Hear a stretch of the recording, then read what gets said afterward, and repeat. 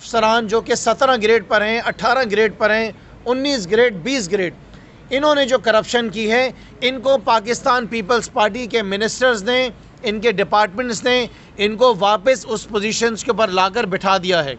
सिर्फ ये नहीं कि उनको उन पोजीशंस पे बिठा दिया है, बल्कि उनको और ज़्यादा और बड़ी जिम्मेदारियां दे दी गई हैं। उनको प्रोजेक्ट डायरेक्टर्स बना दिया गया है अरबों रुपए के प्रोजेक्ट्स के ऊपर, कि जाओ ये अरबों रुपए के जो प्रोजेक्ट्स हैं इस पे जाओ, इस पे करप्शन करो, इस पे लूटो, नैब तुम्हारे से पैसा निकालेगी, वो पैसा हमारे पास वापस आएगा, तुम फिर से लूट मार करना। इन पोजीशंस के ऊपर जैसे कि मैंने बताया कि 17 से 20 ग्रेड के अफसरान बैठे हुए हैं, इसमें सेक्रेटरीज भी बैठे हुए हैं, इसमें डिप्टी सेक्रेटरीज बैठे हुए हैं, इसमें एडिशनल सेक्रेटरीज बैठे हुए हैं, प्रोजेक्ट डायरेक्टर्स इसके अंदर बैठे हुए हैं। ये सारी डिटेल्स मेरे पास जो हैं इस पूरी फाइल के अंदर मौजूद हैं, जिसमें मैं आपको अभी नाम लेके बताऊंगा कि किस किस ग्रेड्स के ऑफिसर जो हैं वो किस किस पोजीशंस के ऊपर बैठे हुए हैं। और मज़े की बात यह है कि ये सारे वो लोग हैं जिन्होंने जो डिपार्टमेंट्स हैं, जैसे कि तालीम का डिपार्टमेंट हो गया, सेहत का डिपार्टमेंट हो गया, लोकल गवर्नमेंट की मिनिस्ट्री हो गई, आबपाशी की हो गई, इरिगेशन डिपार्टमेंट जैसे कि मैंने आपको बताया, इसके अंदर बैठे हुए और इन्होंने लूटमार की है। इसके अंदर खुराक के फूड डिपार्टमेंट के जो लोग हैं वो 28 अफसरान हैं जिन्होंने लूटमार की है, इन्होंने प्ली बार्गेन ली है और पाकिस्तान पीपल्स पार्टी के मिनिस्टर्स ने इनको वापस बिठा दिया है। इरिगेशन डिपार्टमेंट के 19 अफसरान जो हैं वो ऑन ड्यूटी हैं। लाइफ स्टॉक डिपार्टमेंट के 5 अफसरान हैं जिन्होंने नैब से प्ली बार्गेन ली है। वर्क्स डिपार्टमेंट के 4 हैं। देही तरक्की, बोला देही तरक्की कराएंगे, उसके अंदर भी 11 अफसरान ऐसे हैं जिन्होंने वॉलंटरली रिटर्न लेके पैसा वापस किया नैब को और वापस उनको पीपल्स पार्टी ने बिठा दिया। ज़राअत के डिपार्टमेंट के 32 ऑफिसर्स हैं, बोर्ड ऑफ रेवेन्यू के 7 हैं और इतलात के 4 अफसरान ऐसे हैं जो कि ये प्ली बार्गेन लेकर वापस बैठे हुए हैं। इसके साथ साथ मैं आपको ये बताऊं कि ग्रेड 20 के फाइनेंस सेक्रेटरी जिन्होंने 12 मिलियन रिटर्न करे हैं नैब को, वो आज भी अपनी ड्यूटी के ऊपर बैठे हुए हैं।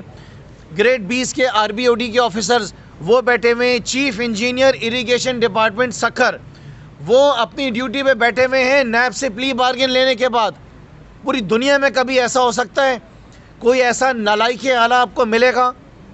ये पीडीएम के तहत बैठकर बिलावल जरदारी उधर स्टेज पे बैठकर पैं पैं करते रहते हैं। ज़रा इनसे ये तो पूछें कि ये प्ली बार्गेन वाले जो लूट मार का जो सिलसिला सारा चला है, ये बेसिकली कौन है? ये सारे इनके फ्रंट मैन हैं। ये इनके फ्रंट मैन हैं जो कि पैसा लूटते हैं, पैसा लूटने के बाद इनको कमा के देते हैं। ये इनके कमाऊ पूत बच्चे हैं जो कि इनको कमा कर देते हैं, इनको पैसा बना कर देते हैं और इनको गारंटी किया जाता है, इनको बताया जाता है कि ये सारा पैसा जो है आपको वापस पोजीशंस पे बिठाया जाएगा। 19 ग्रेड के प्रोजेक्ट डायरेक्टर एलबीओडी वो जनाब अपनी ड्यूटी पे बैठे हुए हैं। Farmer deputy commissioner Tando Allahyar, इन्होंने भी नैब से प्ली बार्गेन लिया है और ये भी अपनी पोजीशन के ऊपर इस वक्त बैठे हुए हैं। इसके साथ साथ शहीद बेनज़ीराबाद के फूड रीजन के 6 ऑफिसर्स हैं जिन्होंने प्ली बार्गेन लिया है और डिस्ट्रिक्ट सखर रीजन के 6 अफसरान जिन्होंने प्ली बार्गेन लिया है। ये वो सारे लोग हैं सूबे सिंध के महकमों के जिन्होंने पिछले 12 से 13 साल पाकिस्तान पीपल्स पार्टी की सरपरस्ती के अंदर, सरपरस्ती वापस मैं कहूँगा इस वजह से सरपरस्ती क्योंकि इनको निकाला नहीं गया, ये बैठे हुए हैं, ये पैसा लूट रहे हैं, ये सिंध की आवाम का पैसा बर्बाद कर रहे हैं और इनको वापस वहाँ पे उन्हीं ग्रेड्स पे बिठाया गया है। अब मेरा ये सवाल है कि दुनिया के अंदर कहीं आपने ऐसा देखा कि ऐसा हो? मेरा सवाल है बिलावल जरदारी से कि बिलावल जरदारी बताओ कि जिन लोगों ने सिंध के लोगों का पैसा लूटा वो लोग इस वक्त सूबे सिंध की बड़ी बड़ी पोजीशंस के ऊपर कैसे बैठे हुए हैं? ये बताया जाए कि उनको पोस्टिंग्स अभी तक क्यों दी गई हुई हैं। इसका मतलब ये है कि आपके जो मिनिस्टर्स हैं वो करप्ट हैं। इसका मतलब है कि जो आपके मिनिस्टर्स ने आज अपनी अरबों रुपए जायदादें बनाई हैं, जिन्होंने पाकिस्तान से बाहर जायदादें ली हुई हैं, जो पाकिस्तान के अंदर बैठे हुए इस वक्त सूबे सिंध के जो कि मीटर रीडर होते थे, आज सूबे सिंध के सबसे बड़े जो हैं वो आज जो हैं ज़मींदार बने हुए हैं। ये सारे ऑफिसर्स उनके फ्रंट मैन हैं जो कि पैसा कमाते हैं, पैसा बना के देते हैं और उसके बाद जो है वापस पोजीशंस पे लग जाते हैं। एक साहब मेरे पास जिनका नाम सबसे ऊपर आ रहा है, इन्होंने 24,83,12,573 रुपये का नैब को वॉलंटरली रिटर्न किया है। रज़ाकाराना तौर पर 24,83,00,000 रुपये। सिर्फ एक साहब हैं जो कि सब अकाउंटेंट हैं, district accounts officer Hyderabad, 24 crore रुपए इन्होंने वापस किए हैं और ये मौजूद हैं ड्यूटी पे। इसी तरीके से एक और साहब हैं BPS 14 district accounts officer Sukkur, ये भी आज अपनी पोजीशन पे बैठे हुए हैं। ये मैं आपसे बात कर रहा हूँ फाइनेंस डिपार्टमेंट की तक पहुँचेंगे, लेकिन आपके लिए वज़ीर आला साहब ये शर्म से डूब मरने का मुकाम है मुराद अली शाह साहब कि जिन लोगों ने सिंध का पैसा लूटा, जिन्होंने नैब से जो है रज़ाकाराना वॉलंटरी रिटर्न लिया, वो आज भी अपनी पोजीशन पे बैठे हुए हैं और हम यहाँ पे बैठे अपनी ज़िम्मेदारी पूरी कर रहे होते हैं। उसमें हमारे जितने भी सहाफ़ी दोस्त हैं उनका भी एक बहुत बड़ा किरदार है, हमारे कैमरामैन, हमारे जितने सीनियर जर्नलिस्ट बैठे हुए हैं। इसके अंदर आपने पाकिस्तान तहरीक इंसाफ का ख़ास तौर पे सिंध में बड़ा साथ दिया है और मैं उन तमाम दोस्तों का भी बहुत शुक्रिया अदा करूँगा जो कि हमें कंटिन्यूस बेसिस के ऊपर ये सारे सबूत ला के दे रहे होते हैं। जिस तरह पाकिस्तान पीपल्स पार्टी जो है अपना मुँह काला कर रही है सूबे के अंदर, जिस तरह आवाम का पैसा लूट रही है, तो कुछ चीज़ें ऐसी और भी हैं जो कि हमारे पास आई हैं और हम आवाम को बताना चाहते हैं कि किस तरीके से पाकिस्तान पीपल्स पार्टी जो है वो सूबे सिंध को बर्बाद कर रही है, सूबे सिंध को नुकसान पहुंचा रही है, सूबे सिंध की आवाम की चीखें निकाल रही है और किस तरीके से सूबे सिंध के अंदर लूट मार का बाज़ार जो है वो गर्म है। इसके अंदर सिर्फ इनके मिनिस्टर्स नहीं हैं, इसके अंदर इनके फ्रंटमैन भी हैं। फ्रंटमैन कौन है? वो इनके ब्यूरोक्रेट्स हैं जिनके ऊपर इस वक्त केसेस चल रहे हैं। वो लोग हैं जिन्होंने प्ली बार्गेन ली हुई है, वो लोग हैं जिन्होंने नैब से जो है वॉलंटरली रिटर्न्स लिए हुए हैं और रज़ाकाराना तौर पर जो है जो कि उन्होंने पैसा जो है वो वापस किया हुआ है और रज़ाकाराना तौर पर पैसा उन्होंने वापस किया हुआ है और बताया ये जा रहा है कि वो पैसा हमने लूटा है, हमने कौम का पैसा खाया पिया है, हमने डिकार मारी है और अब हमें पाकिस्तान पीपल्स पार्टी के मिनिस्ट्रान ने वापस हमारी पोजीशंस के ऊपर तमगा पहनाकर बिठा दिया है। ये वो लोग हैं जिनको कोई एहसास ही नहीं है कि किस तरह इस मुल्क को लूटना है, किस तरह इसको बर्बाद करना है। कोई हद ही नहीं है।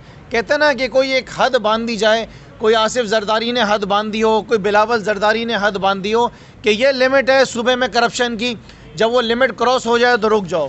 मेरे पास सिर्फ ये कोई 2010 से लेके 2019 तक का जो हिसाब आया हुआ है, जो कि मैंने पूरा उसकी डिटेल्स निकाली है।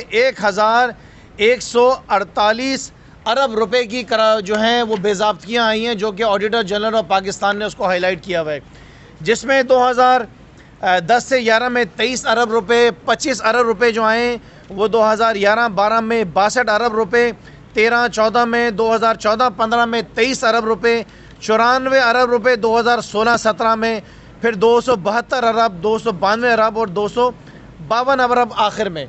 ये 11 से 12 साल का इनका हिसाब किताब है जो कि इन्होंने सूबे सिंध के अंदर बेज़ाब्तियाँ की हैं। और ये मैं नहीं बता रहा हूँ, ये ऑडिटर जनरल ऑफ पाकिस्तान बता रहे हैं कि लूट मार का बाज़ार जो है वो किस तरह गर्म है। ये है जनाब ये सारी सियासी करप्शन जो कि सरकारी तौर पर उसकी सरपरस्ती पाकिस्तान पीपल्स पार्टी कर रही है।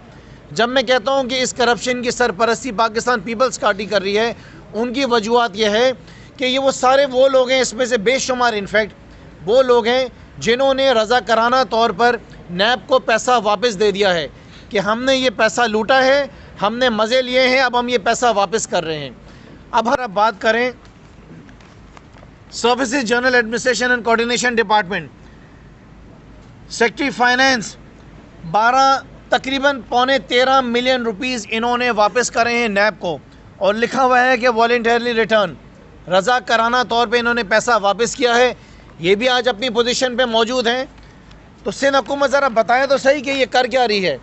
बिलावल जरदारी साहब ज़रा आप बताएं कि ये ऑफिसर्स जो हैं वो अपनी पोजीशंस पे अभी तक क्यों बैठे हुए हैं।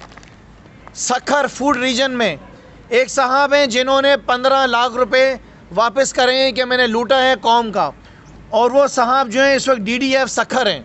इसी तरह एक और साहब हैं जिनको ऑफिस ऑफ द DDF शहीद बेनज़ीराबाद वहाँ भी ड्यूटी पे लगाए हुए हैं, इन्होंने भी 26 लाख रुपए वापस करे और वो वापस अपनी पोजीशन के ऊपर आके बैठ गए। मेरे पास ये पूरी फ़ाइल मौजूद है, ये पूरी फ़ाइल मौजूद है। इस फ़ाइल में एक एक साहब का नाम लिखा हुआ है जिन्होंने सूबे सिंध की आवाम का पैसा लूटा है, जो कमाऊ पूत बच्चे हैं बिलावल जरदारी के, जो कि आसिफ जरदारी के लिए यहाँ पे मैं कहूँगा कि जैसे कि फ्रंटमैन बने हैं। उसकी वजह ये क्योंकि आपने इनको निकाला नहीं। ये करोड़ों रुपए इन्होंने सिंध की आवाम का लूटा है। ये एक और डिपार्टमेंट आ गया है, works and services department. Works and services department का एक साहब का मैं आपको बता देता हूँ। ये जो है इस वक्त हाईवे सब डिवीज़न शादात कोर्ट के अंदर ड्यूटी के ऊपर बैठे हुए हैं और इन्होंने 19,57,383 रुपये वापस किए हैं। दूसरे साहब आ जाते हैं, इन्होंने 64,62,000 रुपये वापस किए हैं। BS 17 ग्रेड के ऑफिसर हैं, ये भी आज सिंध हुकूमत की एक पोजीशन के ऊपर बैठे हुए हैं, इनको भी नहीं हटाया गया है। अगर आप फॉरेस्ट एंड वाइल्ड डिपार्टमेंट में आ जाएँ, forest and wild life department में, इसके अंदर भी पूरी एक लिस्ट मौजूद है। मतलब बड़ा साफ़ है कि लूटते रहो, खाते रहो, चीखें निकालते रहो आवाम की। और फिर बिलावल जरदारी कहता है आटा महंगा हो गया, बिलावल जरदारी कहता है चीनी महंगी हो गई, फिर बिलावल जरदारी कहते हैं कि सूबे सिंध में हमारी हुकूमत को पैसा नहीं दिया जा रहा है। बिलावल जरदारी सबसे पहले ये तो बताएं कि जो पैसा आपको वफाकी हुकूमत दे रही है, जो पैसा ये सारा लूट मार के ज़रिए सूबे सिंध की आवाम का आप खा पी के बैठे हुए हैं, इसका जवाब दे कौन है? इसका हिसाब कौन देगा? अगर आज मुल्क में महंगाई है तो उसकी ज़िम्मेदार ये पाकिस्तान पीपल्स पार्टी की हुकूमत नहीं है, जो 13 साल से इक़्तिदार के अंदर बैठी हुई है। 13 साल से इस सूबे को उसने सत्यानाश किया हुआ है। ना आवाम के पास यहाँ पे पीने का पानी है, ना यहाँ पे बच्चों के पास स्कूलों में तालीम है, ना यहाँ पे अस्पतालों में इलाज है। इसका ज़िम्मेदार कौन है? कौन इसका ज़िम्मेदार है जो सब कुछ ये कर रहा है? किसकी ज़िम्मेदारी है ये? क्या ये आसिफ अली जरदारी की ज़िम्मेदारी नहीं है?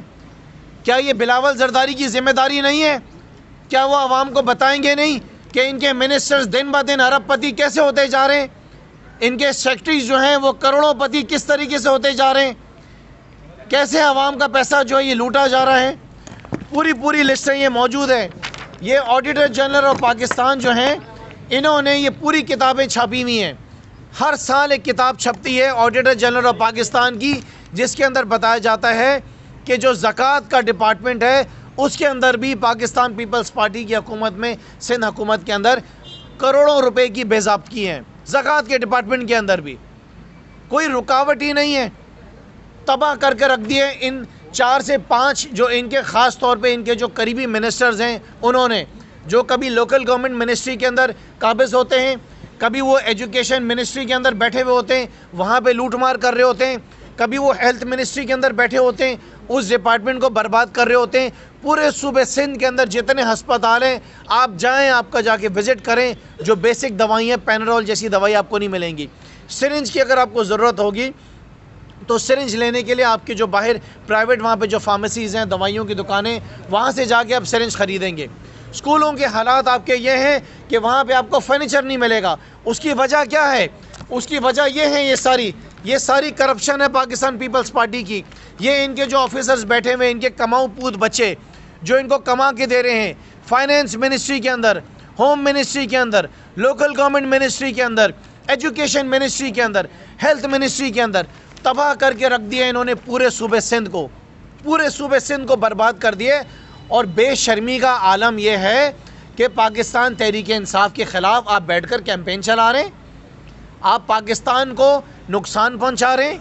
आपको तकलीफ़ है, आपको परेशानी है कि वज़ीर आज़म इमरान ख़ान की जो मकबूलियत है वो बढ़ती जा रही है।